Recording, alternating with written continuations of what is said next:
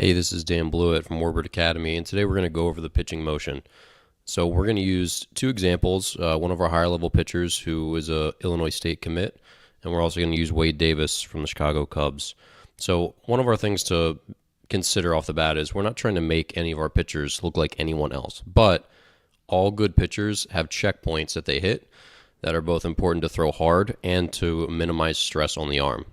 So if you consult a good source like the American Sports Medicine Institute, which they're the leaders in all of the research on baseball pitchers, they're going to give coaches, they do give coaches great guidelines about all these different checkpoints about where the arm needs to be at certain phases in the delivery, what certain body parts need to do, joint angles, et cetera, et cetera. But so today we're going to just kind of go over a simple overview of it to give you a good idea of what we look for in a first-time pitching assessment. Okay, so these videos, bear with us. So this was taken with a little bit older high-speed camera. Now, even with the iPhone, photos or videos, they get a little bit degraded just because of the extremely fast frame rate. This was taken at 240 frames per second. So it's good slow motion, but the video is not as high quality as regular full-speed video. So the first thing we'll talk about is the windup. So if you look at Charlie's feet here, he's got 1 foot on, 1 foot off. That's okay. It's not illegal in pro baseball. I'm not sure if this is legal or not in high school baseball, to be honest with you, but typically I ask pitchers to start with both feet on the rubber, about half on and half off. But the biggest thing with the delivery is, number one, can the athlete repeat it? And number two, does it keep their body and their head relatively stable as they go? So we don't want the head moving around. We don't want the center of mass moving around a ton. You know, just like if you're going to fire a gun at a target, you wouldn't want to be tap dancing while you're doing it. So this is just, when there's less movement in the delivery, there's going to be more likelihood that the pitcher's going to throw strikes consistently. So you'll see here his left foot takes a small angled step, which is what I do teach. His right foot steps right next to the rubber, and then from there, his leg lifts up. So I'm going to toggle back and forth between two different videos. Let me restart this one so you can see from the side and the front, and then there's one other view. So very, very simple delivery or wind up. So not much is moving. His center of mass isn't swaying from side to side. He's putting himself in a good position to repeat that delivery. So you'll see again from the front. So not much is moving. He's lifting his leg to him. So after this, the next big checkpoints are, number one, we want to see the leg kick get at least to 90 degrees.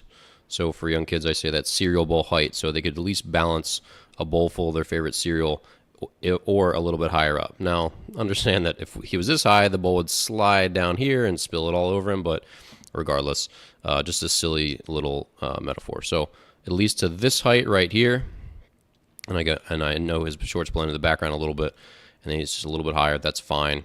And then the next thing to note is, well, there's two things that are going to happen at the same time. So his hands and his knee are going to go down together.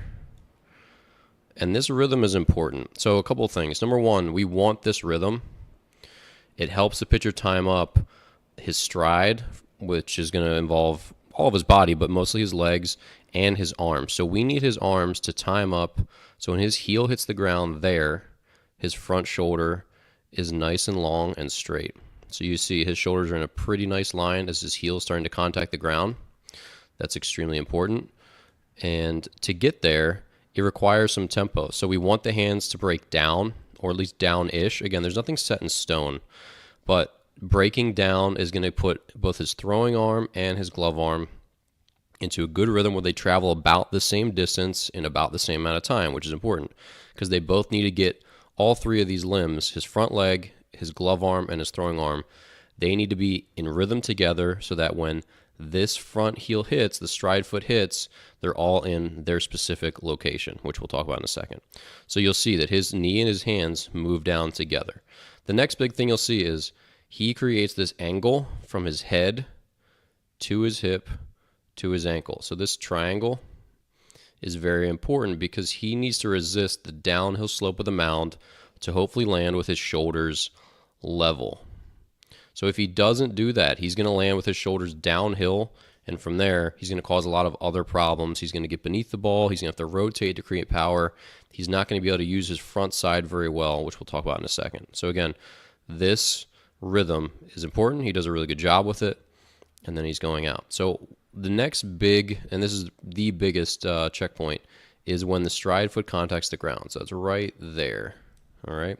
So in this position, again, I'm not going to get too technical because there's some nitpicky things, but in general, we want to see shoulders are level, which are pretty much level. He's going to land on his heel or his flat foot, and there's some major leaguers land on their toe, and they're exceptional. But most pitchers are going to land on their heel or their flat foot because when your weight is more in your back hip, which we want it there, then it's going to be harder for you to land on your toe. So if your weight shifts just a hair early, you'll land on your toe. But if your weight stays back the way you want it to, you're almost always going to land on your heel or your flat foot. So if you look at your favorite major leaguer, chances are he's flat foot or his heel. Your back toe is going to be facing mostly sideways. Knee is mostly sideways. Hip bones are mostly sideways, and the chest is sideways. And then from this position, the first thing that's going to move is your hips. You can see his lower body, his kneecap of his right foot and his left are starting to square towards the plate, and they start to do that before his upper body starts to shift. So right now, we've just gone up a couple frames. His kneecap is now, this one here, is now facing the plate. This kneecap is facing almost straight towards the ground, and you see his foot come off the ground, or I'm sorry, start to rotate. And that's important. So his hips are now square to the plate. His upper body is still sideways. They call this hip and shoulder separation. Both throwers and hitters both do this. The lower body rotates first. The upper body lags behind, creating a stretch effect across the two, and then the upper body whips back through. So that stretching is very important. If you ever watch a young person throw, like a 2, 3, 4-year-old, they'll throw with their hips and their shoulders moving together. Their whole body will turn at once. That's not a good way to produce power. So the lower body goes first, it rotates, it causes a stretch in the upper body, and then it slings back through later. So if you don't have this shoulder to hip separation, which, it's a little bit of a more fancy term, but it doesn't really matter. We just need to know that these two don't move the same. The hips go first, the upper body goes second, and that's where you get a tremendous amount of power through your delivery. So we're going to go back to a different view now. So we'll go here, and we'll show you. Let me move this. Okay. So from the front here, we have a couple other things to consider. So the stride, heel's hitting down right about there. You can see he's still in a good, pretty much straight line. And then, again, as he starts to rotate his chest, see how his knee starts to square up towards us. You can see that he's not in a perfectly straight line. So we have a line drawn, or not drawn, but taped down our mound. Ideally, our line starts from the back of the heel through the front of the foot. So where his heel starts, we'd like his foot to land somewhere over here, actually not even on this line. So the reason we want that, you can see how he's angled right now. You said, well, is he throwing straight towards the camera, or is he throwing over that way, towards the left, towards this side? Well, you'd be right to say that his hips right now are square over here. They're not over here. And that's going to make it tougher for him. And this is, again, I'm not showing you a perfect pitcher. I'm showing you a pitcher with nice high school or college mechanics who's not perfect, but he's pretty good.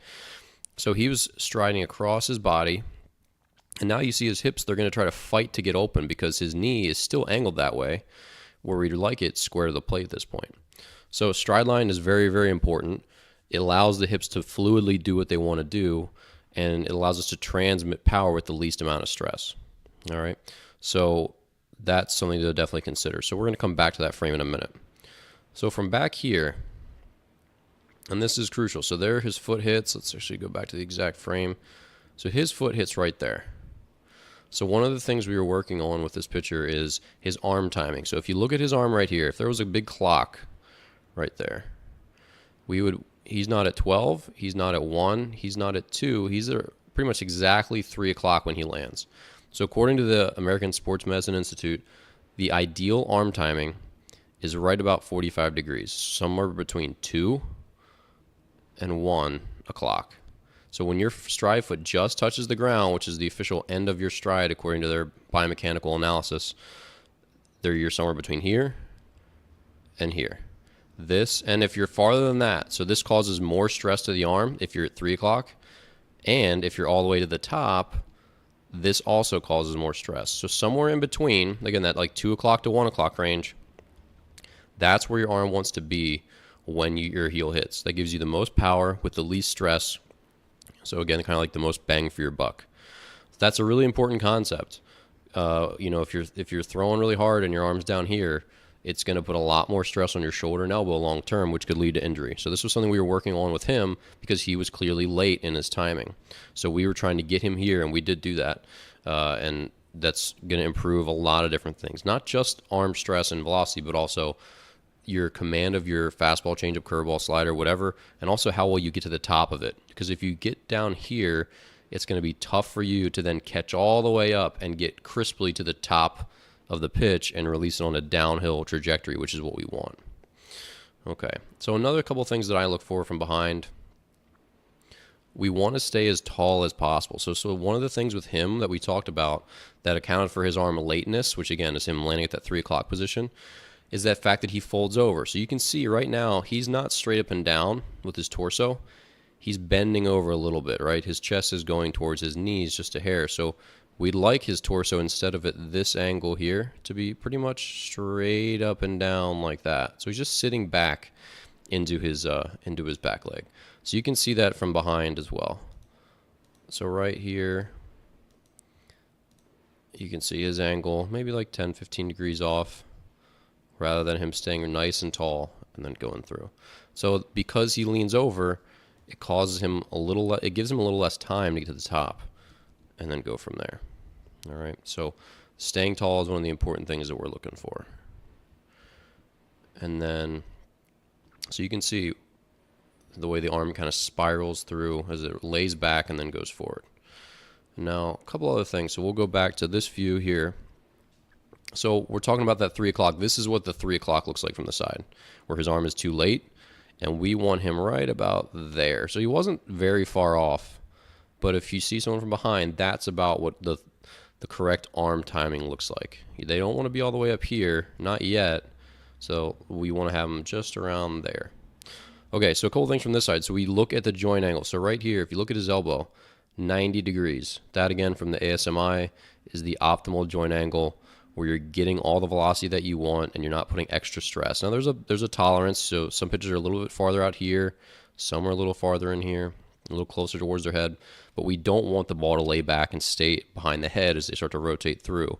We want it to get out quickly, because the longer it stays flexed and stays behind the head, the more stress it creates. You can see as he starts to rotate, his arm is out pretty quick, and he does a good job of getting on top of it.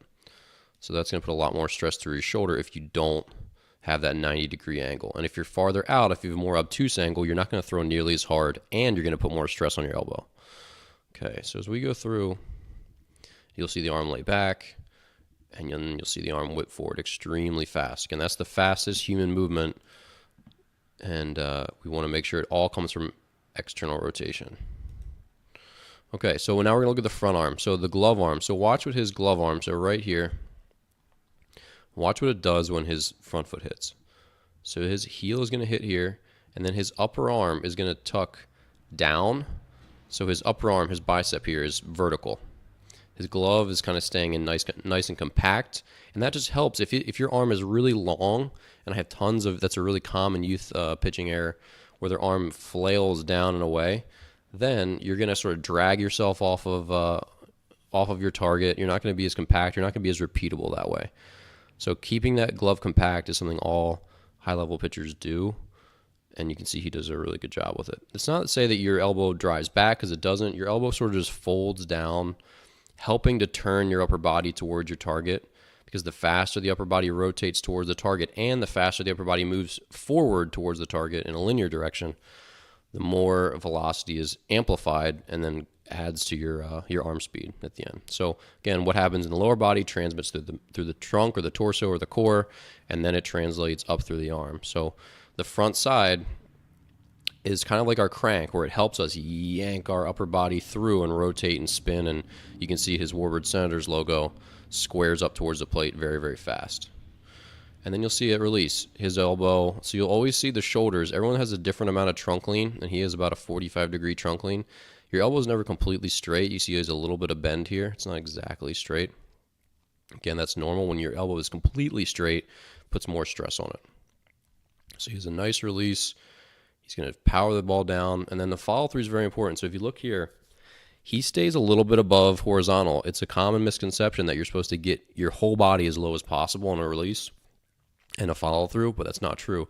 You want to keep your upper body a little bit higher so that your rotator cuff muscles in the back, and this is the back of your shoulder here, they're the ones helping to slow your arm down. If you get below horizontal, now your arm kind of gets blocked, where the muscles in the rotator cuff don't slow yourself down nearly as well. And what you'll see when that happens is the arm will be straight as you follow through, which adds more stress to the bicep and labrum. Labrum is just a little piece of tissue in the shoulder that helps stabilize the shoulder. So you'll see his elbow bends after release, which is what you want. So it drives down through and then it bends. See how it got that angle at the end right through here? It's a good follow through that's going to decrease stress. So you see he's bent right there. It's going to just decrease stress. It allows the stress to dissipate rather than continue to build up as he's following through. And you'll see his leg kick around. And he does a pretty good job staying towards the plate, but it's, again, another misconception that you want to finish in good fielding position. You want to finish the pitch. The number one thing is the pitch, and when players are too concerned with fielding or finishing in a good fielding position, they end up just slowing their arm down early so they can be in that position. You don't see major leaguers concerned with their fielding position. They are concerned with getting every little bit out of their body as they can and completely committing to and finishing the pitch. And after that, if the ball's hit at them, it's hit at them. If they can field it, they can field it. And if not, so what? They got guys behind them who are paid to do that. Okay, so if you encourage your son to finish in a strong fielding position, you're in a sense encouraging him to stop his arm early and decrease his velocity potential and even his command potential, because he's not going to command and be accurate with his fastball or off-speed stuff nearly as well if he's always giving up on it a little bit at the end so that he can be ready to field the ball. He needs to get everything out of his body as he can. So you see he's spinning off a little bit at the end, and that's okay. Everyone's kind of got a little bit of a different signature, quote unquote, on how they finish. So let's go back through again. We'll kind of let this one play. So again, he's in a nice collected position, drives down the mound, chest moves hard, good follow through. So again, he's a very high level pitcher, very hard thrower for his age. Go through here one more time. So again, leg lifts up, leg goes down, hip leads out,